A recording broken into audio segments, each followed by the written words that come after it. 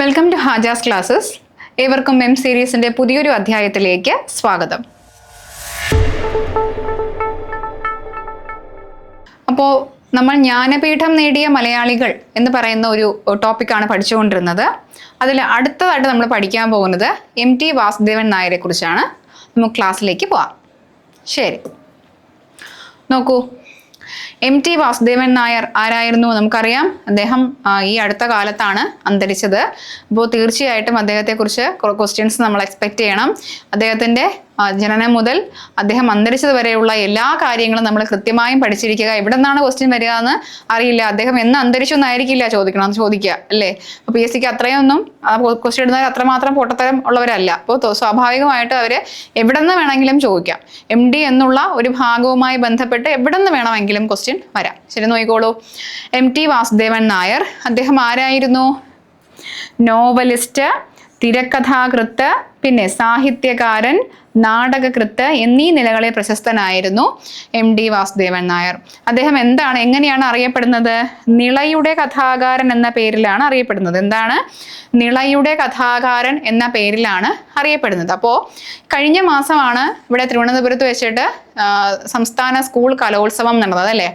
അപ്പോൾ സ്കൂൾ കലോത്സവത്തിൽ അദ്ദേഹത്തിനോടുള്ള ആദരസൂചകമായിട്ട് ഒരു വേദിക്ക്, MT വാസുദേവൻ നായരോടുള്ള ആദരസൂചകമായിട്ട് വേദി 1 ആണെന്നാണ് എൻ്റെ ഓർമ്മ.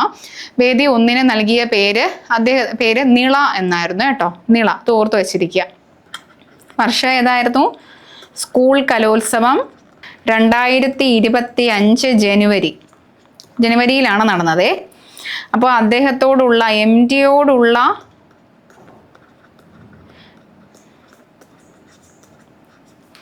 ആദരസൂചകമായി ഒരു വേദിക്ക് പേര് നൽകുകയുണ്ടായി.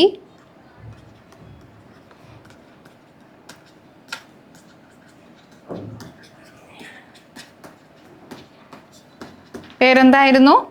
നിള. ഓക്കെ, കാരണം എന്താണ്?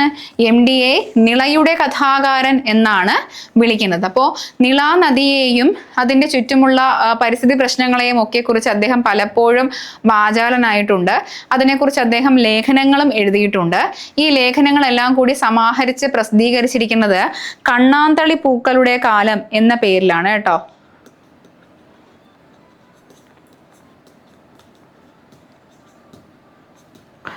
കണ്ണാന്തളി പൂക്കളുടെ കാലം. എന്തായിരുന്നു? നിളാ നദിയും അതിലെ പരിസ്ഥിതി പ്രശ്നങ്ങളും. നിളാ നദി, പരിസരം, പരിസ്ഥിതി പ്രശ്നം. അത് നമ്മുടെ ഡോറ പറയുന്ന പോലെ ഉണ്ടല്ലേ? കാട്, മല, പിന്നെ ആരോ ഉണ്ടല്ലോ, ഒരു ചെറുക്കനുണ്ടല്ലോ, ബണ്ണിയോ? ഏതോ ഒരു ചെറുക്കനുണ്ട്, ബെന്നിയുടെ വീട്. അപ്പൊ നോക്കൂ, കണ്ണാന്തളി പൂക്കളുടെ കാലം എന്ന് പറയുന്ന കൃതിക്കകത്ത് എന്താ പരാമർശിച്ചിരിക്കുന്നത്? നിളാനദി, പരിസരം, പരിസ്ഥിതി പ്രശ്നം. അപ്പോൾ ഇതുകളെല്ലാം ചേർത്തിട്ട് അദ്ദേഹം ലേഖനങ്ങൾ എഴുതിയിട്ടുണ്ട്. ആ ലേഖനങ്ങളെല്ലാം കൂടി ചേർത്ത് പ്രസിദ്ധീകരിച്ചിരിക്കുന്നത് ഏത് പേരിലാണ്? കണ്ണാന്തളി പൂക്കളുടെ കാലം എന്ന പേരിലാണ്. നിളാനദി, പരിസരം, പരിസ്ഥിതി പ്രശ്നങ്ങൾ, ഇവയെക്കുറിച്ച് അദ്ദേഹം എഴുതിയ ലേഖനങ്ങളുടെ സമാഹാരമാണ് കണ്ണാന്തളി പൂക്കളുടെ കാലം. ഒന്നുകൂടി സ്ലൈഡ് ഒന്ന് നോക്കിക്കേ. MT വാസുദേവൻ നായർ എങ്ങനെയാണ് പ്രശസ്തൻ? നോവലിസ്റ്റ്, തിരക്കഥാകൃത്ത്, സാഹിത്യകാരൻ, നാടകകൃത്ത് എന്നീ നിലകളിൽ പ്രശസ്തനാണ്. അദ്ദേഹം എങ്ങനെ അറിയപ്പെടുന്നു? നിളയുടെ കഥാകാരൻ എന്നാണ് അറിയപ്പെടുന്നത്. അപ്പോൾ നമ്മൾ പറഞ്ഞു, ഇപ്പോൾ കഴിഞ്ഞ 2025 ജനുവരിയിൽ തിരുവനന്തപുരത്ത് വെച്ച് നടന്ന സ്കൂൾ കലോത്സവത്തിൽ ഒരു വേദിക്ക് അദ്ദേഹത്തോടുള്ള ആദരസൂചകമായി പേര് നൽകുകയുണ്ടായി. പേരിൻ്റെ എന്തായിരുന്നു പേര്? നിള എന്നായിരുന്നു വേദിയുടെ പേര്. അപ്പോൾ അദ്ദേഹം നിളാ നദിയുമായിട്ടും അതിൻ്റെ പരിസരവുമായിട്ടും പരിസരത്തിലെ പരിസ്ഥിതി പ്രശ്നങ്ങളും ഒക്കെയായി ബന്ധപ്പെട്ട് നിരവധി ലേഖനങ്ങൾ എഴുതിയിട്ടുണ്ട്. ഈ ലേഖനങ്ങളുടെ സമാഹാരം ഏതു പേരിൽ അറിയപ്പെടുന്നു? കണ്ണാന്തളി പൂക്കളുടെ കാലം എന്ന പേരിലാണ് അറിയപ്പെടുന്നത്. ഓക്കെ, ക്ലിയർ ആണല്ലോ? അടുത്തതിലേക്ക് പോകാം. കൂട്ടുകാരെ, നിങ്ങൾ എൻ്റെ കൂടെ വരില്ലേ? വരൂ, നോക്കൂ. 1933 ജൂലൈ 15 ബ്രിട്ടീഷ് ഇന്ത്യയിലെ മദ്രാസ് പ്രവിശ്യയിൽ കൂടല്ലൂരിലാണ് അദ്ദേഹം ജനിച്ചത്. എവിടെയാണ്? എന്നാണ്? 1900. എൻ്റെ സ്ലൈഡ് പോയേ. നോക്കൂ, 1933 ജൂലൈ 15 ബ്രിട്ടീഷ് ഇന്ത്യയിലെ മദ്രാസ് പ്രവിശ്യയിൽ കൂടല്ലൂരിലാണ് അദ്ദേഹം ജനിച്ചത്. പിന്നെ ഏതൊക്കെ നിലകളിലാണ് പ്രശസ്തൻ? അപ്പോൾ ജനിച്ച കാര്യം പറഞ്ഞപ്പോൾ തൊട്ട് പുറകിനെ ഞാൻ അന്തരിച്ച കാര്യം കൂടി എഴുതിയിട്ടുണ്ട്. ഒന്ന് നോക്കിക്കോളൂ എന്നാണെന്ന്.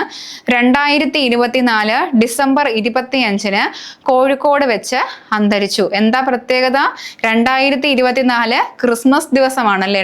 ഡിസംബർ 25 എന്ന് പറഞ്ഞാൽ എന്താണ്? ക്രിസ്മസ് ദിവസമാണ്. അന്ന് കോഴിക്കോട് വെച്ച് അദ്ദേഹം അന്തരിച്ചു. അപ്പോൾ വേണമെങ്കിൽ ഇങ്ങനെയും ചോദിക്കാം, ക്രിസ്തുമസ് ദിനത്തിൽ അന്തരിച്ച മലയാളത്തിലെ പ്രശസ്ത കവി ആര്? ഒരു ക്രിസ്തുമസ് ദിനത്തിൽ അന്തരിച്ച മലയാളത്തിലെ പ്രശസ്ത കവി ആരാണെന്ന് ചോദിച്ചാൽ, അല്ല സോറി, കവിയല്ല, സാഹിത്യകാരൻ, പ്രശസ്ത സാഹിത്യകാരൻ അല്ലെങ്കിൽ എന്താണ് സാഹിത്യകാരൻ എന്ന് ചോദിക്കാം, നോവലിസ്റ്റ് എന്ന് ചോദിക്കാം, അല്ലെങ്കിൽ തിരക്കഥാകൃത്ത് എന്ന് ചോദിക്കാം. സാഹിത്യകാരൻ എന്ന് തന്നെയായിരിക്കും ചോദിക്കുക.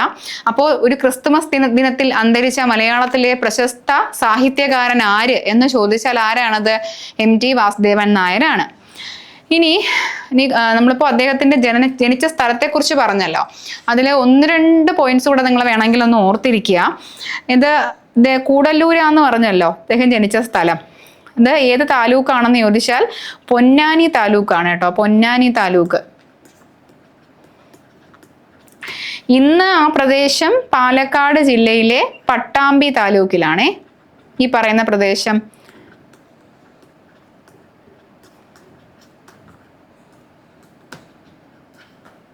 പാലക്കാട് ജില്ലയിലെ പട്ടാമ്പി താലൂക്കിലാണ്. ശ്രദ്ധിക്കുക. അദ്ദേഹം ജനിച്ചത് 1933 ജൂലൈ 15 ബ്രിട്ടീഷ് ഇന്ത്യയിലെ മദ്രാസ് പ്രവിശ്യയിലെ കൂടല്ലൂരാന്ന് പറഞ്ഞു. അതെവിടെയാണെന്ന് ചോദിച്ചാൽ പൊന്നാനി താലൂക്ക് ആയിരുന്നു. ഇന്ന് അതെവിടെയാണെന്ന് ചോദിച്ചാൽ പാലക്കാട് ജില്ലയിലെ പട്ടാമ്പി താലൂക്കിലാണെന്ന് ഓർത്തിരിക്കുക. ശരി, ഒന്നും വിട്ടു പോകാതിരിക്കാനാണ് ഞാൻ ഈ പോയിന്റ്സ് ഒക്കെ ആഡ് ചെയ്യുന്നത്. എവിടെ നിന്ന് വരുന്ന അറിയില്ലല്ലോ. പ്രത്യേകിച്ച് ഒരു കറണ്ട് അഫെയർ ഫാക്ട് കൂടി ആയതുകൊണ്ട് എവിടെ നിന്ന് വേണമെങ്കിലും ക്വസ്റ്റ്യൻ ചോദിക്കാം. അടുത്ത് ഞാൻ പറഞ്ഞത് 2024 ഡിസംബർ 25 ഒരു ക്രിസ്തുമസ് ദിനത്തിലാണ് അദ്ദേഹം അന്തരിച്ചത്. ഏതൊക്കെ നിലകളിലായിരുന്നു പ്രശസ്തൻ? അധ്യാപകൻ, പത്രാധിപർ എന്നീ നിലകളിലും അദ്ദേഹം പ്രശസ്തനായിരുന്നു. നോവലിസ്റ്റ്, തിരക്കഥാകൃത്ത്, പിന്നെ നാടകകൃത്ത് എന്നീ നിലകളിലൊക്കെ അദ്ദേഹം പ്രസിദ്ധനായിരുന്നു. പോരാത്തതിന് അധ്യാപകൻ, പത്രാധിപർ എന്നീ നിലകളിലും അദ്ദേഹം പ്രവർത്തിച്ചിട്ടുണ്ട്. അദ്ദേഹത്തിന് ജ്ഞാനപീഠം ലഭിക്കുന്നത് 1995 എപ്പോഴാണ്? 1995 അദ്ദേഹത്തിന് ജ്ഞാനപീഠം ലഭിക്കുന്നത്. 20-ാം വയസ്സിൽ അദ്ദേഹം ഒരു മത്സരത്തിന്റെ ഭാഗമായിട്ട് ഒരു ചെറുകഥ എഴുതുകയുണ്ടായി. ഈ ചെറുകഥയ്ക്ക് അദ്ദേഹത്തിന് 1-ാം സമ്മാനം ലഭിച്ചു കേട്ടോ. 20-ാം വയസ്സിലാണ് അദ്ദേഹം ഒരു ചെറുകഥ എഴുതുന്നത്. എന്താണ്?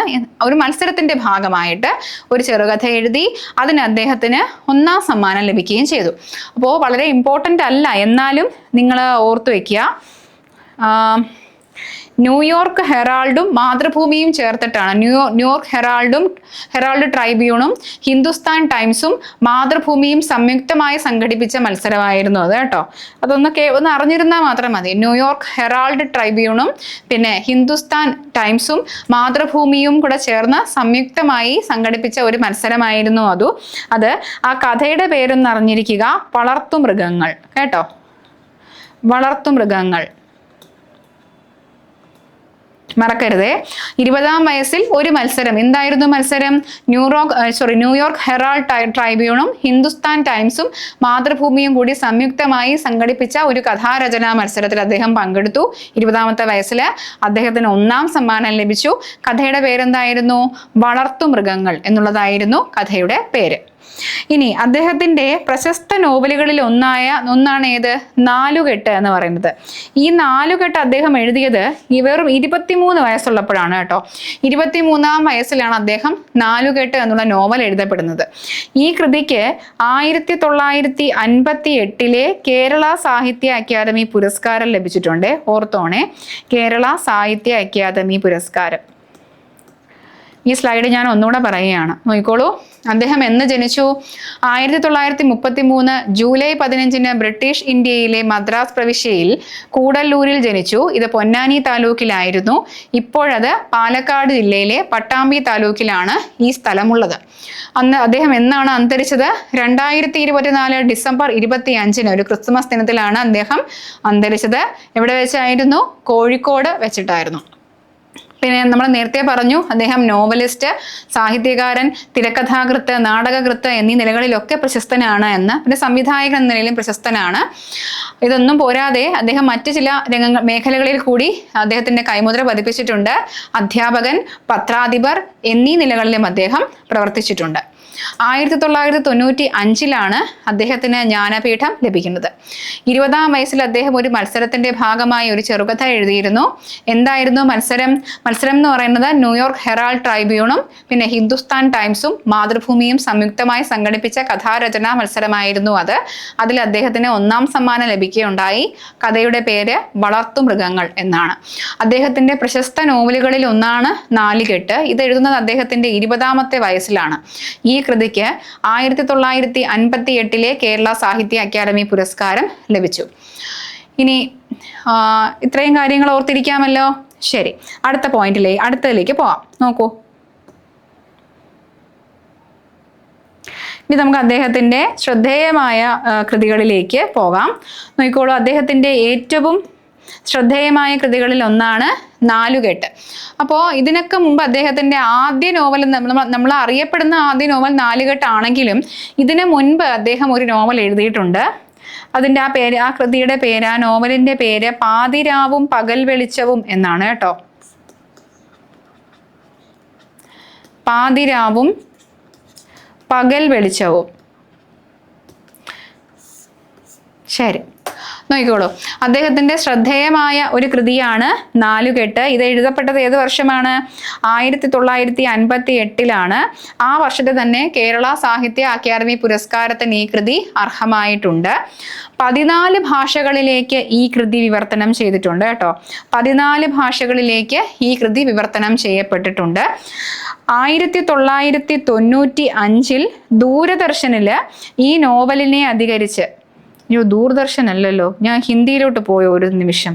ദൂരദർശൻ, മലയാളികളായ നമുക്ക് ദൂരദർശൻ മതി, ദൂരദർശൻ വേണ്ട. ദൂരദർശൻ, ഓക്കെ. ദൂരദർശനൻ ഈ നോവലിനെ അധികരിച്ച് ഒരു ടെലിവിഷൻ ഫിലിം, ഒരു ടെലിഫിലിം തയ്യാറാക്കിയിരുന്നു. അതിന് 1996 കേരള സ്റ്റേറ്റ് അവാർഡ് ലഭിച്ചിട്ടുണ്ട് കേട്ടോ. ഒന്നുകൂടി ശ്രദ്ധിക്കുക, അദ്ദേഹത്തിന്റെ ഏറ്റവും പ്രധാനപ്പെട്ട കൃതിയാണ്, അല്ലെങ്കിൽ ഏറ്റവും ശ്രദ്ധേയമായ ഒരു കൃതിയാണ് നാലുകെട്ട്. അത് 1958 രചിക്കപ്പെടുന്നത്. അതിനൊക്കെ മുൻപ് അദ്ദേഹം ഒരു നോവൽ എഴുതിയിട്ടുണ്ട്, പാതിരാവും പകൽ വെളിച്ചവും എന്ന പേരിൽ. ഈ നാലുകെട്ട് എന്നാണ് പ്രസിദ്ധീകരിക്കപ്പെട്ടതെന്ന് പറഞ്ഞു? 1958. അതേ വർഷത്തെ കേരള സാഹിത്യ അക്കാദമി പുരസ്കാരം അതിന് ലഭിക്കുകയുണ്ടായി. 14 ഭാഷകളിലേക്ക് ഈ കൃതി വിവർത്തനം ചെയ്യപ്പെട്ടു. 1995 ദൂരദർശനിൽ ഈ നോവലിനെ അധികരിച്ച് ഒരു ടെലിഫിലിം അവരെന്ത് ചെയ്തു? നിർമ്മിക്കുകയുണ്ടായി. ഈ ടെലിഫിലിമിന് 1996 കേരള സ്റ്റേറ്റ് അവാർഡ് കിട്ടി കേട്ടോ. Kerala state award, Kerala state television award.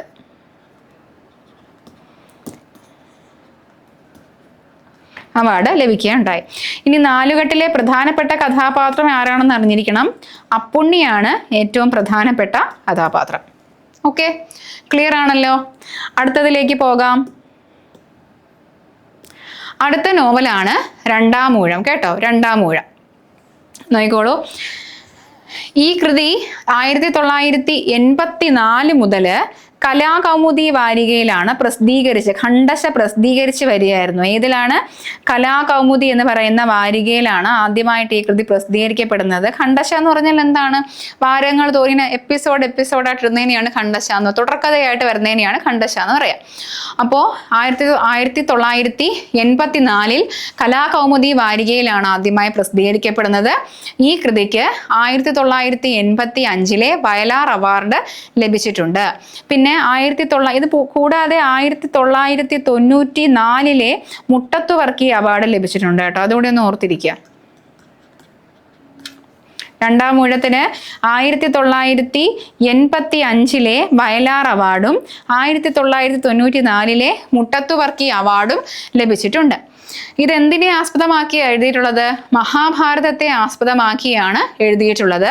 പ്രധാനപ്പെട്ട കഥാപാത്രം ആരാണ്? ഭീമസേനനാണ് പ്രധാനപ്പെട്ട കഥാപാത്രം. ഈ കൃതി ഇംഗ്ലീഷിലേക്ക് വിവർത്തനം ചെയ്യപ്പെട്ടിട്ടുണ്ട് കേട്ടോ. ഇംഗ്ലീഷിലേക്ക് വിവർത്തനം ചെയ്തത് 2 പേര് വിവർത്തനം ചെയ്തിട്ടുണ്ട് ഇംഗ്ലീഷിലേക്ക്. ഒന്നാമത്തെ ആള് എന്ന് പറയുന്നത് PK രവീന്ദ്രനാഥ് ആണ് കേട്ടോ. PK രവീന്ദ്രനാഥ്.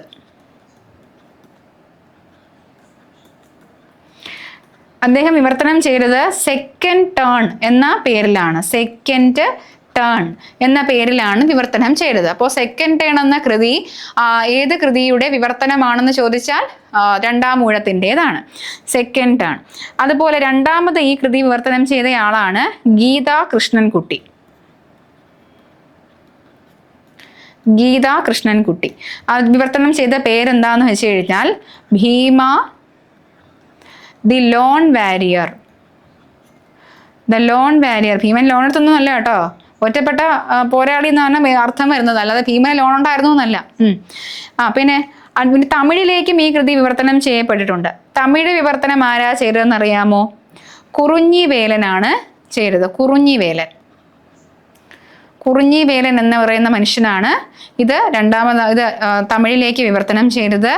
ഇരണ്ടാം ഇടം എന്നായിരുന്നു ആ വിവർത്തന കൃതിയുടെ പേര്. ഇരണ്ടാം ഇടം. ഓക്കെ, ഒന്നുകൂടി നോക്കാവോ? അല്ല, അതടുത്ത പോയിന്റ് കൂടെ ഓക്കെ, ഒന്നുകൂടെ നോക്കാം. രണ്ടാം ഊഴം ഒന്നുകൂടി ഒന്ന് നോക്കാം. നോക്കിക്കോളൂ. രണ്ടാം ഊഴം 1984 മുതൽ കലാകൗമുദി വാരികയിൽ ഖണ്ഡശ പ്രസിദ്ധീകരിച്ചു വരികയായിരുന്നു. ഈ കൃതിക്ക് 1985 വയലാർ അവാർഡ് ലഭിച്ചിട്ടുണ്ട്. പോരാത്തതിന് 1994 മുട്ടത്തുവർക്കി അവാർഡും ലഭിച്ചിട്ടുണ്ട്. മഹാഭാരതത്തെ ആസ്പദമാക്കി എഴുതിയ നോവലാണിത്. ഭീമനാണ് ഇതിലെ പ്രധാനപ്പെട്ട കഥാപാത്രം. ഈ കൃതി ഇംഗ്ലീഷിലേക്കും തമിഴിലേക്കും വിവർത്തനം ചെയ്യപ്പെട്ടിട്ടുണ്ട്. ഇംഗ്ലീഷിലേക്ക് വിവർത്തനം ചെയ്ത ആദ്യത്തെ ആള് PK രവീന്ദ്രനാഥ് ആണ്. ദ സെക്കൻഡ് ടേൺ എന്ന പേരിലാണ് വിവർത്തനം ചെയ്തത്. രണ്ടാമത്തെ ആൾ ഗീതാ കൃഷ്ണൻകുട്ടി. വിവർത്തനം ചെയ്തിരിക്കുന്ന ഏത് പേരിലാണ്? ഭീമ ദി ലോൺ വാരിയർ എന്ന പേരിലാണ് വിവർത്തനം ചെയ്തിരിക്കുന്നത്. തമിഴിലേക്ക് വിവർത്തനം ചെയ്തയാളാണ് കുറിഞ്ഞിവേലൻ. അദ്ദേഹം ഏത് പേരിലാണ് വിവർത്തനം ചെയ്തത്? ഇരണ്ടാം ഇടം എന്ന പേരിലാണ് വിവർത്തനം ചെയ്തിരിക്കുക. ഇനി അസുരവിത്ത് നോക്കുക. അദ്ദേഹത്തിന്റെ അടുത്ത പ്രധാനപ്പെട്ട കൃതിയാണ് അസുരവിത്ത്. ഇത് കൃതി പ്രസിദ്ധീകരിച്ച വർഷം എന്നാണെന്ന് അറിഞ്ഞിരിക്കണം. 1962. എന്തുകൊണ്ടാണ് ഈ വർഷങ്ങൾ പറയുന്നതെന്ന് വെച്ച് കഴിഞ്ഞാൽ കൃതികൾ തന്നിട്ട് ഇതിനെ ഓർഡറിൽ എഴുതാൻ, വർഷത്തിന്റെ അടിസ്ഥാനത്തിൽ ക്രമീകരിക്കാൻ പറഞ്ഞു കഴിഞ്ഞാൽ നിങ്ങൾക്ക് അറിഞ്ഞിരിക്കണം. അതിന് വേണ്ടിയിട്ടാണ് വർഷവും അതിൻ്റെ കൂടെ തരുന്നത്. ശ്രദ്ധിക്കുക കേട്ടോ. അസുരവിത്ത് ഏത് വർഷം പ്രസിദ്ധീകരിക്കപ്പെട്ടു? 1962 പ്രസിദ്ധീകരിക്കപ്പെട്ടു.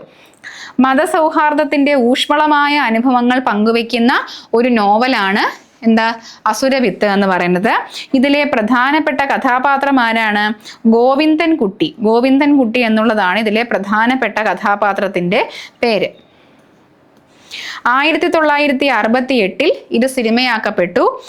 MD തന്നെയായിരുന്നു തിരക്കഥ കേട്ടോ. തിരക്കഥ MD ആയിരുന്നു. സംവിധാനം ആരായിരുന്നു എന്നറിയാമോ? സംവിധാനം M. വിൻസെന്റ് ആയിരുന്നു. M. വിൻസെന്റ്. ഒന്നുകൂടി നോക്കുക. അസുരവിത്ത് 1962 പ്രസിദ്ധീകരിക്കപ്പെട്ടു. മതസൗഹാർദ്ദത്തിന്റെ ഊഷ്മളമായ അനുഭവങ്ങൾ പങ്കുവെക്കുന്ന നോവലാണിത്. ഏറ്റവും പ്രധാനപ്പെട്ട കഥാപാത്രം ഗോവിന്ദൻകുട്ടി. ഇത് 1968 സിനിമയാക്കപ്പെട്ടു. MD തന്നെയാണ് ഇതിനെ തിരക്കഥ എഴുതിയത്. സംവിധാനം M. വിൻസെന്റ്. ഇത്രയും കാര്യങ്ങൾ ഓർത്തു വയ്ക്കാമല്ലോ. വളരെ വളരെ കൃത്യമായിട്ട് എല്ലാ പോയിന്റ്സും പറഞ്ഞു പോകുന്നുണ്ട്. നിങ്ങളിത് ശ്രദ്ധിക്കണം, നന്നായിട്ട് പഠിക്കണം കേട്ടോ. ഒരു പോയിന്റും വിട്ടുപോകാതെ നമ്മൾ ശ്രദ്ധിച്ചാണ് നോട്ട്സ് ഒക്കെ നിങ്ങൾക്ക് തരുന്നത്. ഇല്ലാത്ത പോയിന്റ്സ്, PPTക്കകത്ത് വരാത്ത പോയിന്റ്സ് ക്ലാസ്സിനകത്ത് പറഞ്ഞു പോകുന്നുണ്ട്. അതുകൊണ്ട് എഴുതി വെച്ച്, നോട്ടിനകത്ത് എഴുതി വെച്ച് തന്നെ നിങ്ങൾ പഠിച്ചു പോവുക. എന്നിട്ട് റിവൈസ് ചെയ്തുകൊണ്ടിരിക്കുക കേട്ടോ. നോക്കിക്കോളൂ. മഞ്ഞ്. അടുത്ത കൃതിയാണ് മഞ്ഞ്. മഞ്ഞിനെ എന്തോ മൂടിയിരിക്കുന്നല്ലോ. മഞ്ഞ്. ഇത് എന്നാ രചിച്ചതെന്ന് അറിയണമല്ലോ. 1964 ഈ നോവൽ രചിക്കപ്പെട്ടത്. ബോധധാരാ സമ്പ്രദായത്തിൽ എഴുതിയ നോവലാണ് മഞ്ഞ്. അപ്പോൾ MTയുടെ ബോധധാരാ സമ്പ്രദായത്തിൽ എഴുതപ്പെട്ട നോവൽ ഏതാണെന്ന് ചോദിച്ചു കഴിഞ്ഞാൽ മഞ്ഞാണ്. അപ്പോൾ നിങ്ങൾക്ക് മനസ്സിലാകാൻ വേണ്ടി അതിന് ബോധധാര എന്താണെന്ന് നിങ്ങൾ അറിഞ്ഞിരിക്കേണ്ട ആവശ്യമില്ല. എന്നാലും ഒരാളുടെ ഓർമ്മകളും ഇപ്പോൾ നടക്കുന്ന പ്രസന്റും പാസ്റ്റും എല്ലാം കൂടി ഒന്ന് കൂടിക്കലർന്ന് വരുന്ന രീതിയിൽ വരുന്ന ഒരു നോവലാണ് ബോധധാര എന്ന് പറയുന്നത് കേട്ടോ. അങ്ങനെ ഓർത്തിരുന്നാൽ മതി. കുറച്ച് ഓർമ്മകൾ വരും, പ്രസന്റ് വരും, പിന്നെ ഓർമ്മകൾ, അങ്ങനെ മിക്സ് ചെയ്തൊക്കെ ആയിരിക്കും വരിക ബോധധാര. നിങ്ങൾക്ക് മനസ്സിലാകാൻ വേണ്ടി പറഞ്ഞതാണത്. ഇങ്ങനെയൊന്നും അല്ല ബോധധാരയുടെ ഡെഫിനിഷൻ. എന്നാലും നോവൽ എങ്ങനെ ഇരിക്കും എന്നൊന്ന് അറിയാൻ വേണ്ടി പറഞ്ഞതാണ്. ശരി, ബോധധാരാ സമ്പ്രദായത്തിൽ എഴുതപ്പെട്ട നോവലാണ് മഞ്ഞ്.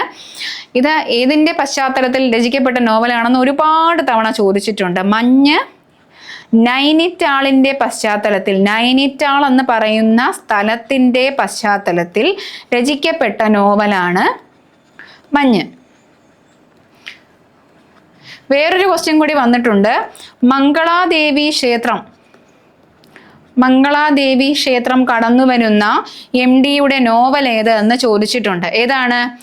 ഇത് മഞ്ഞാണ് കേട്ടോ. അപ്പോൾ നൈനിറ്റാളിൻ്റെ പശ്ചാത്തലത്തിൽ രചിക്കപ്പെട്ട നോവൽ, മംഗളാദേവി ക്ഷേത്രം കടന്നു വരുന്ന നോവൽ ഏതാണ്? മഞ്ഞാണ്. പിന്നെ പ്രധാനപ്പെട്ട കഥാപാത്രങ്ങൾ ആരാണെന്ന് നിങ്ങൾ തീർച്ചയായിട്ടും അറിഞ്ഞിരിക്കണം. വിമല, ബുദ്ധു, സർദാർജി, പിന്നെ സുധീർ കുമാർ മിശ്ര.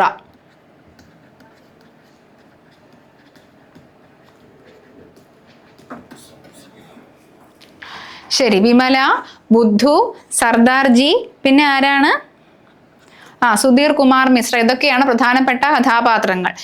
MT തന്നെ തിരക്കഥ എഴുതി ഒരു ചിത്രമല്ല, ഈ ചിത്രം സംവിധാനം ചെയ്തിട്ടുണ്ട് കേട്ടോ. ഈ ചിത്രം സംവിധാനം ചെയ്തിട്ടുണ്ട്. വർഷം ഏതാണെന്ന് അറിയാമോ?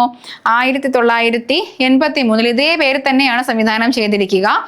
ഈ നോവലിന് ശരത് സന്ധ്യ എന്ന പേരിൽ ഹിന്ദിയിൽ ഒരു അഡാപ്റ്റേഷൻ ഉണ്ടായിട്ടുണ്ട്. ഈ നോവലിന്റെ അഡാപ്റ്റേഷൻ എന്ന് പറഞ്ഞാൽ എന്താണ്? ഇതിന്റെ വിവർത്തനം എന്നോ അല്ലെങ്കിൽ ഇതിന്റെ ഇൻസ്പിറേഷൻ എന്നോ, ഇപ്പൊ അങ്ങനെയാണല്ലോ പറയാ. ഇൻസ്പിറേഷൻ ആണ്, ഇൻസ്പയർ ആയിട്ട് എഴുതിയ ഒരു ഹിന്ദി നോവലാണ് ശരത് ചന്ദ്ര കേട്ടോ.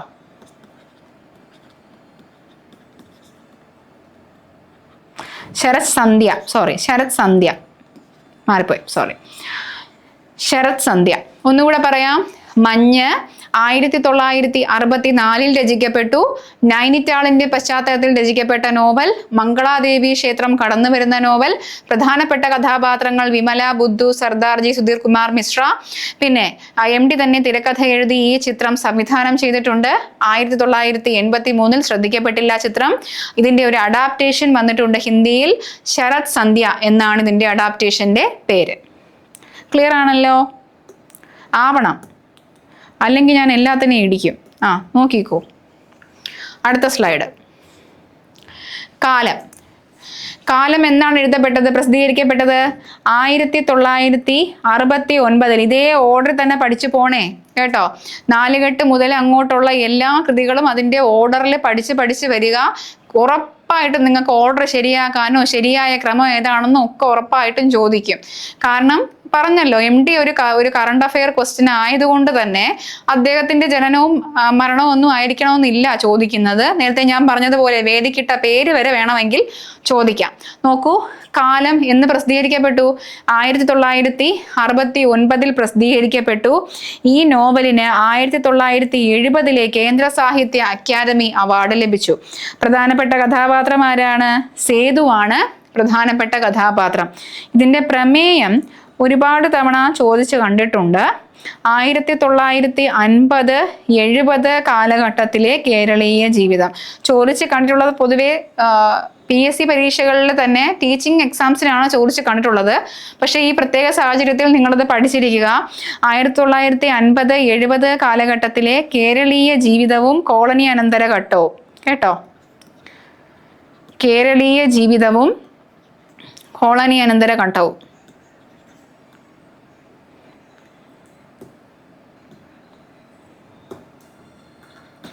കോളനിയാനന്തരഘട്ടം എന്നൊക്കെ പറഞ്ഞു കഴിഞ്ഞാൽ ബ്രിട്ടീഷുകാർ ഇവിടുന്ന് കെട്ടിപ്പറക്കി പോയതിന് ശേഷമുള്ള കാലമെന്ന് അർത്ഥം. അല്ലാതെ MT താമസിച്ചിരുന്ന ഏതെങ്കിലും പ്രത്യേക സ്ഥലത്തെ ഉദ്ദേശിച്ചുകൊണ്ടല്ല ഇത് അർത്ഥമാക്കിയിരിക്കുക കേട്ടോ. കോളനി അനന്തര ഘട്ടം എന്ന് പറഞ്ഞാൽ ഇവിടുന്ന് എന്താണ് ബ്രിട്ടീഷുകാരൊക്കെ പോയതിന് ശേഷം കേട്ടോ, കോളനൈസേഷൻ അവസാനിച്ചതിന് ശേഷമാണ് നിങ്ങൾ മനസ്സിലാക്കുക കേട്ടോ. ശരി, നോക്കിക്കോളൂ. കാലം 1969. ഈ നോവലിന് 1970 കേന്ദ്ര സാഹിത്യ അക്കാദമി അവാർഡ് ലഭിച്ചിട്ടുണ്ട്. പ്രധാന കഥാപാത്രം സേതു. ഇതിന്റെ പ്രമേയം എന്താണ്? 1950-70 കാലഘട്ടത്തിലെ കേരളീയ ജീവിതവും കോളനിയാനന്തര ഘട്ടവുമാണ് ഇതിനകത്ത് വരുന്നത്. ബ്രിട്ടീഷുകാർ പോയതിനു ശേഷമുള്ള ജീവിതമൊക്കെയാണ് ഇതിനകത്ത് വരുന്നത്. ശരി, നോക്കിക്കോളൂ. ഇനി പ്രധാനപ്പെട്ട കഥകൾ, അദ്ദേഹത്തിന്റെ ശ്രദ്ധേയമായ കഥകൾ നോക്കുക. അദ്ദേഹത്തിന്റെ നോവലുകൾ പോലെ തന്നെ കഥകളും വളരെ വളരെ ഇമ്പോർട്ടൻ്റ് ആണ്. ഏറ്റവും പ്രധാനപ്പെട്ടത് മാത്രമേ ഞാനിവിടെ എടുത്തു പറയുന്നുള്ളൂ. ഒന്ന്, ഇരുട്ടിന്റെ ആത്മാവ്. ഇരുട്ടിന്റെ ആത്മാവ് ഇത് MT വാസുദേവൻ നായരുടെ തന്നെ ഒരു ചെറുകഥയാണ്. ഇരുട്ടിന്റെ ആത്മാവ് എന്ന് പറയുന്നത് MTയുടെ തിരഞ്ഞെടുത്ത കഥകൾ എന്ന് പറയുന്ന സമാഹാരത്തിനകത്താണ് ഇത് വരുന്നത് കേട്ടോ. MTയുടെ തിരഞ്ഞെടുത്ത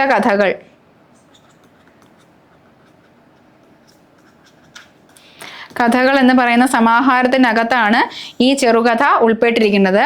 ഇതിലെ പ്രധാനപ്പെട്ട കഥാപാത്രങ്ങൾ എന്ന് പറയുന്നത് വേലായുധൻ, അമ്മുക്കുട്ടി, അച്യുതൻ നായർ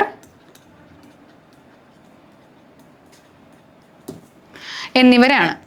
1967 ഇതെന്ത് ചെയ്തു? സിനിമയാക്കപ്പെട്ടു. 1967 ഈ കഥ സിനിമയാക്കപ്പെട്ടു. ഇതിന്റെ തിരക്കഥ ആരായിരുന്നു എന്ന് ചോദിച്ചാൽ MT തന്നെയാണേ.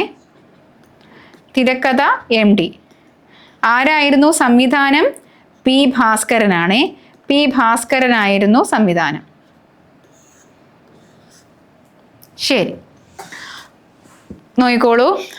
ഇരുട്ടിന്റെ ആത്മാവ് MTയുടെ തിരഞ്ഞെടുത്ത കഥകൾ എന്ന് പറയുന്ന സമാഹാരത്തിനകത്താണ് ഉൾപ്പെട്ടിരിക്കുന്നത്. ഏത് വർഷമാണ് എഴുതപ്പെട്ടത്? 1967 എഴുതപ്പെട്ട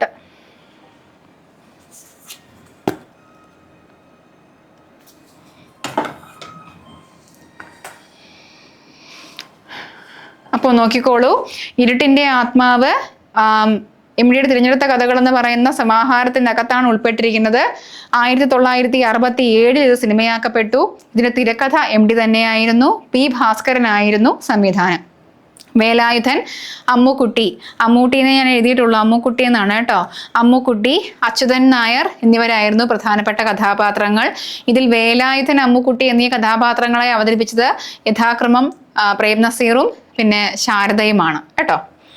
അടുത്ത ഓളവും തീരവും ഇത് ഈ പറഞ്ഞ ചെറുകഥ PN മേനോന്റെ സംവിധാനത്തിൽ, മേനോനാണ് ഇത് സംവിധാനം ചെയ്തിട്ട് 1969 സിനിമയാക്കിയത് കേട്ടോ. 1969 സിനിമയായി. ഇതിന്റെയും തിരക്കഥ ആരായിരുന്നു? MT തന്നെയായിരുന്നു കേട്ടോ. തിരക്കഥ MT ആയിരുന്നു. ഈ അടുത്ത കാലത്ത് മനോരഥങ്ങൾ എന്ന പേരിൽ ഇതൊരു ആന്തോളജി ചിത്രമായിട്ട് പുറത്തു വരികയുണ്ടായി. അതിൽ ഓളവും തീരവും എന്ന് പറയുന്ന ഭാഗം സംവിധാനം ചെയ്തിരിക്കുന്നത് പ്രിയദർശനാണ്. മോഹൻലാലും പിന്നെ ദുർഗാകൃഷ്ണ എന്ന് പറയുന്ന നടിയുമാണ് അഭിനയിച്ചിട്ടുള്ളത്. ഇനി കുട്ടിയെടത്തി വളരെ ഇമ്പോർട്ടൻ്റ് ആയിട്ടുള്ള അദ്ദേഹത്തിൻ്റെ ഒരു കഥയാണ്. ഇനി സ്വർഗം തുറക്കുന്ന സമയം എന്ന് പറയുന്നത് അദ്ദേഹത്തിൻ്റെ വളരെ വളരെ ഇമ്പോർട്ടൻ്റ് ആയിട്ടുള്ള ഒരു കഥയാണ്. ഈ കഥയ്ക്ക് 1986 കേരള സാഹിത്യ അക്കാദമി പുരസ്കാരം കിട്ടിയിട്ടുണ്ട് കേട്ടോ. കേരള സാഹിത്യ അക്കാദമി പുരസ്കാരം കിട്ടിയിട്ടുണ്ട് ഈ കൃതിക്ക്. ഓക്കെ, ചെറുകഥാ സാഹിത്യത്തിനുള്ള. അടുത്ത് നോക്കൂ, വാനപ്രസ്ഥം എന്ന് പറയുമ്പോൾ നിങ്ങൾ കരുതുന്നത് മോഹൻലാലൊക്കെ അഭിനയിച്ചിട്ടുള്ള വാനപ്രസ്ഥമാണ് നമുക്ക് ആദ്യം ഓർമ്മ വരിക. തീർച്ചയായിട്ടും ഈ വാനപ്രസ്ഥം സിനിമയാക്കിയിട്ടുണ്ട്. പക്ഷെ നമ്മൾ കണ്ട സിനിമയുണ്ടല്ലോ, വാനപ്രസ്ഥം സിനിമ, ആ സിനിമയുമായിട്ട് ഇതിന് യാതൊരു ബന്ധവുമില്ല. ഈ വാനപ്രസ്ഥം സിനിമയാക്കിയത് തീർത്ഥാടനം എന്ന പേരിലാണ്. തീർത്ഥാടനം ജയറാമാണ് അഭിനയിച്ചിരിക്കുക കേട്ടോ. ഒന്നുകൂടെ ഒന്ന് നോക്കൂ, ഈ സ്ലൈഡ് ഒന്ന് നോക്കിക്കേ. പ്രധാനപ്പെട്ട കഥകൾ. ഒന്നാമത്തേത് ഇരുട്ടിന്റെ ആത്മാവ്. അത് MTയുടെ തിരഞ്ഞെടുത്ത കഥകൾ എന്ന സമാഹാരത്തിനകത്താണ് ഉൾപ്പെട്ടിരിക്കുക. 1967 സിനിമയാക്കപ്പെട്ടു. തിരക്കഥ MT തന്നെ എഴുതി. P ഭാസ്കരൻ സംവിധാനം ചെയ്യുകയായിരുന്നു. അദ്ദേഹത്തിന്റെ ഇതിലെ പ്രധാനപ്പെട്ട കഥാപാത്രങ്ങളാണ് വേലായുധൻ, അമ്മുക്കുട്ടി, അച്യുതൻ നായർ. ഇനി അടുത്ത കഥ ഏതാണ്? ഓളവും തീരവും. ഈ ഓളവും തീരവും PN മേനോൻ 1969 സിനിമയാക്കി. അതിൻ്റെയും തിരക്കഥ MT തന്നെയായിരുന്നു. ഈ അടുത്ത കാലത്ത് അത് വീണ്ടും സിനിമയാക്കപ്പെട്ടു. മനോരഥങ്ങൾ എന്ന് പറയുന്ന MTയുടെ നവതിയോടനുബന്ധിച്ച് ഇത് ഒരു ആഘോഷത്തോടനുബന്ധിച്ചിട്ടാണ് അതിൻ്റെ മനോരഥങ്ങളുടെ ആഘോഷങ്ങളെല്ലാം നടന്നത്. ആ സമയത്ത് ഇത് ആന്തോളജി ആയിട്ട് ഒരു പ്രത്യേക OTT പ്ലാറ്റ്ഫോമിൽ വന്നിട്ടുണ്ട്. അപ്പോൾ അതിനകത്ത് ഓളവും തീരവും എന്ന് പറയുന്ന ആ ഭാഗം സംവിധാനം ചെയ്തിരിക്കുന്നത് പ്രിയദർശനാണ്. ഇനി കുട്ടിയടത്തി അദ്ദേഹത്തിന്റെ വളരെ പ്രശസ്തമായ ഒരു കഥയാണ്. സ്വർഗം തുറക്കുന്ന സമയം. ഇത് 1986 കേരള സാഹിത്യ അക്കാദമി പുരസ്കാരം നേടിയിട്ടുണ്ട്. വാനപ്രസ്ഥം അദ്ദേഹത്തിന്റെ പ്രശസ്തമായ കഥയാണ്. ഇത് തീർത്ഥാടനം എന്ന പേരിൽ സിനിമയാക്കപ്പെട്ടിട്ടുണ്ട്. ജയറാമാണ് ഇതിൽ അഭിനയിച്ചിരിക്കുക. ശരി, അടുത്ത നോക്കിക്കോളൂ. രക്തം പുരണ്ട മണൽത്തരികൾ. എന്താണ് രക്തം പുരണ്ട മണൽത്തരികൾ? അദ്ദേഹത്തിന്റെ വളരെ വളരെ ഇമ്പോർട്ടൻ്റ് ആയിട്ടുള്ള ഒരു ചെറുകഥയാണ്. ഓപ്പോൾ അദ്ദേഹത്തിന്റെ വളരെ പ്രശസ്തമായ കഥയാണ്. നിന്റെ ഓർമ്മയ്ക്ക് എന്നുള്ളത് നിങ്ങൾ ഉറപ്പായിട്ടും പഠിച്ചിരിക്കണം. കാരണം SCERT ടെക്സ്റ്റിനകത്തൊക്കെ ഒരുപാട് തവണ ഉൾപ്പെട്ടിട്ടുള്ള ഒരു കഥയാണ് നിന്റെ ഓർമ്മയ്ക്ക്. പിന്നെ ചെറിയ ചെറിയ ഭൂകമ്പങ്ങൾ എന്ന് പറയുന്ന ഒരു കഥയുണ്ട്. ഈ ചെറിയ ചെറിയ ഭൂകമ്പങ്ങളുടെ പ്രത്യേകത എന്താണെന്ന് വെച്ച് കഴിഞ്ഞാൽ ഇത് പിന്നീട് സിനിമയാക്കപ്പെട്ടിട്ടുണ്ട്. സ്വന്തം ജാനകിക്കുട്ടി എന്ന പേരിൽ ഇത് ഈ ചെറിയ ചെറിയ ഭൂകമ്പങ്ങൾ സിനിമയാക്കപ്പെട്ടിട്ടുണ്ട്. ആരായിരുന്നു നടി എന്നൊക്കെ അറിയാമല്ലോ. ജോമോളായിരുന്നു നായിക. അതൊക്കെ ഓർമ്മയുണ്ടല്ലോ. ഇനി കുപ്പായം എന്ന് പറയുന്നത് ഞാൻ അതിൻ്റെ കൂടെ പ്രത്യേകം നോട്ട് ചെയ്ത് വെച്ചിട്ടുണ്ട്. 8ാം ക്ലാസ്സിൽ ഇത് പഠിക്കാനുണ്ട് കുപ്പായം എന്ന് പറയുന്നത്. അപ്പോൾ അതുകൊണ്ട് തന്നെ വളരെ വളരെ ഇമ്പോർട്ടൻ്റ് ആണ് കേട്ടോ. കുപ്പായം 8ാം ക്ലാസ്സിലെ SCERT ടെക്സ്റ്റിനകത്ത് പഠിക്കാനുണ്ട്. അപ്പോൾ ചോദിക്കാൻ ഒരുപാട് സാധ്യതയുണ്ട് കുപ്പായം എന്നുള്ള ക്വസ്റ്റ്യൻ. ശരി, അടുത്തതിലേക്ക് പോവാം. നോക്കിക്കോളൂ. പ്രധാനപ്പെട്ട തിരക്കഥകളാണ് അദ്ദേഹത്തിൻ്റെ. 1963-64 കാലത്താണ് അദ്ദേഹം സ്വന്തം കഥയായ മുറപ്പെണ്ണ തിരക്കഥ എഴുതി എന്ത് ചെയ്യുന്നത്? ചലച്ചിത്ര ലോകത്തേക്ക് പ്രവേശിക്കുന്നത്. 1973 അദ്ദേഹം ആദ്യമായി ഒരു ചിത്രം തിരക്കഥ എഴുതി സംവിധാനം ചെയ്തു. അതിൻ്റെ പേരെന്തായിരുന്നു? നിർമാല്യം എന്നായിരുന്നു ആ സിനിമയുടെ പേര്. ഈ സിനിമയ്ക്ക് രാഷ്ട്രപതിയുടെ സ്വർണ്ണ പതക്കം കിട്ടി കേട്ടോ. രാഷ്ട്രപതിയുടെ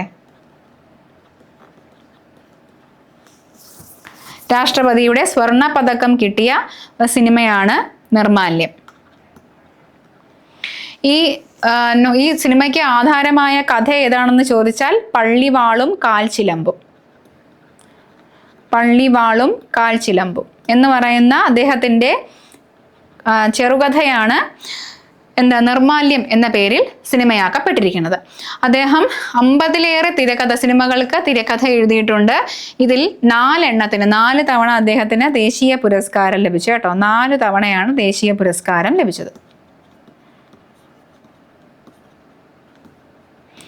ഈ സ്ലൈഡ് ഒന്നുകൂടെ നോക്കൂ. പ്രധാനപ്പെട്ട തിരക്കഥകൾ 1963-64 കാലത്താണ് സ്വന്തം കഥയായ മുറപ്പെണ്ണ് എന്ന ചിത്രത്തിന് തിരക്കഥ എഴുതിക്കൊണ്ട് അദ്ദേഹം ചലച്ചിത്ര ലോകത്തേക്ക് പ്രവേശിക്കുന്നത്. 1973 അദ്ദേഹം ആദ്യമായി ഒരു ചിത്രം തിരക്കഥ എഴുതി സംവിധാനം ചെയ്തു. അതിൻ്റെ പേര് നിർമാല്യം എന്നാണ്. അതിന് രാഷ്ട്രപതിയുടെ സ്വർണ്ണ പതക്കം ലഭിക്കുകയുണ്ടായി. ആ സിനിമയ്ക്ക് ആധാരമായ ചെറുകഥയുടെ പേര് പള്ളിവാളും കാൽച്ചിലമ്പും. ശരി, ഇനി അദ്ദേഹം മൊത്തത്തിൽ 50ലേറെ തിരക്കഥകൾ എഴുതിയിട്ടുണ്ട്. അതിൽ 4 തവണ ദേശീയ പുരസ്കാരവും ലഭിക്കുകയുണ്ടായി.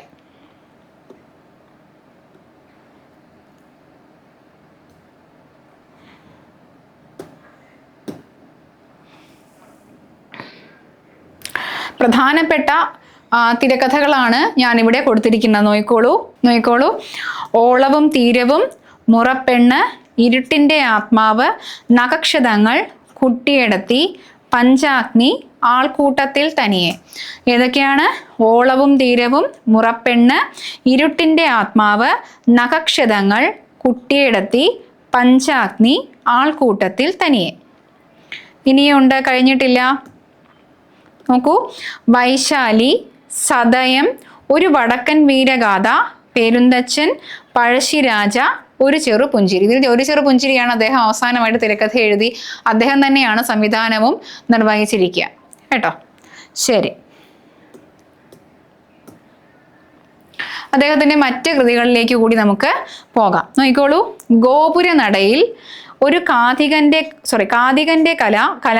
കാഥികന്റെ പണിപ്പുര, രമണീയം ഒരു കാലം, ആൾക്കൂട്ടത്തിൽ തനിയെ, മനുഷ്യർ നിഴലുകൾ. ഗോപുരനടയിൽ എന്ന് പറയുന്നത് അദ്ദേഹത്തിന്റെ നാടകമാണ് കേട്ടോ. ഗോപുരനടയിൽ നാടകമാണ്. കാഥികന്റെ കല, കാഥികന്റെ പണിപ്പുര, രമണീയം ഒരു കാലം, ആൾക്കൂട്ടത്തിൽ തനിയെ, മനുഷ്യർ നിഴലുകൾ. ഈ മനുഷ്യർ നിഴലുകൾ യാത്രാവിവരണ കൃതിയാണ്. അതൊന്ന് ഓർത്തോണേ, യാത്രാവിവരണമാണ് ഈ തന്നിരിക്കുന്നത്. അപ്പോൾ ഒന്നുകൂടി, ഗോപുരനടയിൽ അത് നാടകമാണ്. കാഥികന്റെ കല, കാഥികന്റെ പണിപ്പുര രണ്ടും സിനിമയെ കുറിച്ചുള്ളതാണ്. രമണീയം ഒരു കാലം, ആൾക്കൂട്ടത്തിൽ തനിയെ, മനുഷ്യർ നിഴലുകൾ യാത്രാവിവരണമാണ്. ശരി, ഇനി അദ്ദേഹത്തിന് ലഭിച്ചിട്ടുള്ള ബഹുമതികളും പുരസ്കാരങ്ങളും ഒക്കെ നമുക്കൊന്ന് നോക്കാം. കേരള സാഹിത്യ അക്കാദമി പുരസ്കാരം എപ്പോഴാണ് ആദ്യം ലഭിച്ചത്? നാലുകെട്ടിനാണ് ലഭിച്ചത്. നാലുകെട്ടിന് എപ്പോൾ ലഭിച്ചു? 1958 എന്ന് നമ്മൾ പറഞ്ഞു. പിന്നീട് ഏതിനൊക്കെ കിട്ടിയിട്ടുണ്ടെന്നുണ്ട് അറിഞ്ഞിരിക്കണേ. സ്വർഗം തുറക്കുന്ന സമയം,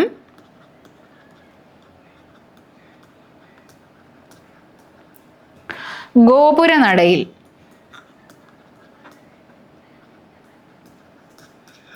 ഏതൊക്കെയാണ്?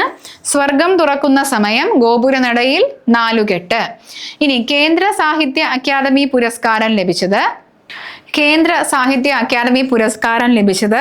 1970 ഏതിനാണ് കിട്ടിയത്? കാലത്തിനാണ് കിട്ടിയത്. ഇനി വയലാർ അവാർഡ് കിട്ടിയ കൃതി ഏതാണെന്ന് നമ്മൾ നേരത്തെ പറഞ്ഞു, രണ്ടാം ഊഴമാണ്. 1985. ഈ കൃതിക്ക് മറ്റൊരു അവാർഡ് കൂടെ കിട്ടിയല്ലോ, മുട്ടത്ത് വർക്കി അവാർഡ് കിട്ടിയിട്ടുണ്ടല്ലേ, 1994. ഓർത്തോണേ അത്. ഓടക്കുഴൽ അവാർഡ് കിട്ടി. ഏതിനാണ്? വാനപ്രസ്ഥത്തിനാണ് കിട്ടിയത്. വാനപ്രസ്ഥം. ഇനി ചലച്ചിത്രങ്ങൾക്കുള്ള ദേശീയ പുരസ്കാരം കിട്ടിയിട്ടുള്ള കൃതികൾ ഏതൊക്കെയാണെന്നൊന്ന് ഓർത്ത് വെച്ചിരിക്കുക. കടവ്, ഒരു വടക്കൻ വീരഗാഥ,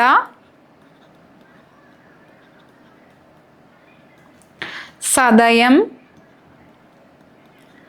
പരിണയം. കാലിക്കറ്റ് സർവകലാശാലയിൽ നിന്നും അദ്ദേഹത്തിന് ഡിലിറ്റ് ബിരുദം കിട്ടിയിട്ടുണ്ട്. എന്തിനാണെന്ന് വെച്ച് കഴിഞ്ഞാൽ സാഹിത്യ മേഖലയിൽ നിന്നുള്ള സംഭാവനകൾ കണക്കിലെടുത്തിട്ടാണ്. സാഹിത്യ മേഖലയിൽ നിന്നുള്ള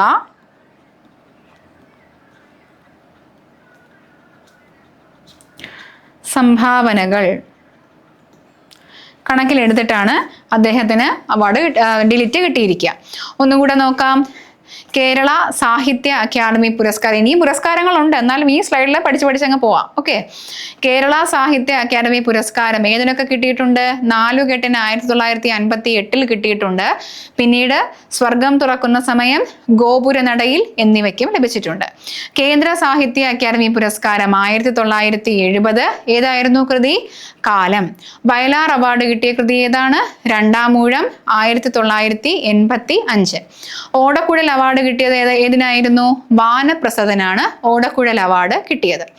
ഇനി ചലച്ചിത്രങ്ങൾക്കുള്ള ദേശീയ പുരസ്കാരം കിട്ടിയിട്ടുള്ളത് കടവ്, ഒരു വടക്കൻ വീരഗാഥ, സദയം, പരിണയം എന്നിവയ്ക്കാണ് കിട്ടിയിട്ടുള്ളത്. കാലിക്കറ്റ് സർവകലാശാലയിൽ നിന്നും ഡിലിറ്റ് ബിരുദം കിട്ടിയിട്ടുണ്ട്. സാഹിത്യ മേഖലയിൽ നിന്നുള്ള സംഭാവനകൾ കണക്കിലെടുത്താണ് കിട്ടിയത്. കടവിന്റെ കാര്യം നമ്മൾ മുൻപ് SK പൊറ്റക്കാടിനെ പഠിപ്പിച്ചപ്പോൾ പറഞ്ഞു. എന്തായിരുന്നു പറഞ്ഞതെന്ന് നിങ്ങൾ ഈ വീഡിയോയുടെ താഴെ കമന്റ് ചെയ്യണം. ഓക്കെ. കടവും SK പൊറ്റക്കാടും തമ്മിലുള്ള ബന്ധം എന്താണെന്ന്. കടവ് MD വാസുദേവൻ നായർ സംവിധാനം ചെയ്ത ചിത്രമാണ്. ഈ ചിത്രവുമായിട്ട് SK പൊറ്റക്കാടിന് ഒരു ബന്ധമുണ്ടെന്ന് ഞാൻ ഒരു ക്ലാസ്സിൽ പറഞ്ഞിട്ടുണ്ട്. SK പൊറ്റക്കാടിനെ പഠിപ്പിച്ചപ്പോൾ പറഞ്ഞു. എന്താണ് ആ ബന്ധമെന്ന് നിങ്ങൾ ഇതിൻ്റെ താഴെ കമന്റ് ചെയ്യുക. ഓക്കെ. പഠിച്ചോന്ന് എനിക്കും അറിയണമല്ലോ നിങ്ങൾ. ശരി, അടുത്ത പുരസ്കാരത്തിലേക്ക് പോകാം. ജ്ഞാനപീഠ പുരസ്കാരം വർഷം ഏതായിരുന്നു? 1995. പത്മഭൂഷൺ പുരസ്കാരം എപ്പോഴാണ്? 2005. ഇനി എഴുത്തച്ഛൻ പുരസ്കാരം എപ്പോഴാണ് കിട്ടിയത്? 2011. JC ഡാനിയേൽ പുരസ്കാരം വർഷം അറിഞ്ഞിരിക്കുക 2013. ഓർഡറിൽ പഠിച്ചു പോണേ. പിന്നെ കേന്ദ്ര സാഹിത്യ അക്കാദമി ഫെലോഷിപ്പ് കിട്ടിയിട്ടുണ്ട് അദ്ദേഹത്തിന് 2013. നാലപ്പാടൻ കേട്ടോ, നാലപ്പാടൻ പുരസ്കാരം ലഭിച്ചിട്ടുണ്ട്. എപ്പോഴാണ്? 2014. ഓക്കെ. ഇനി പ്രഥമ കേരള ജ്യോതി പുരസ്കാരം ലഭിച്ചിട്ടുണ്ട്. കേരള ജ്യോതി പുരസ്കാരം 2022.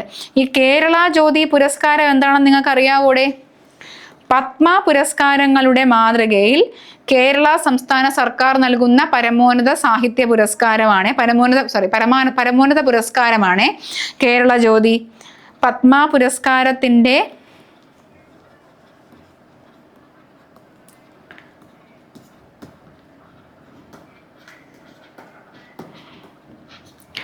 മാതൃകയിൽ കേരള സർക്കാർ നൽകുന്ന പുരസ്കാരം.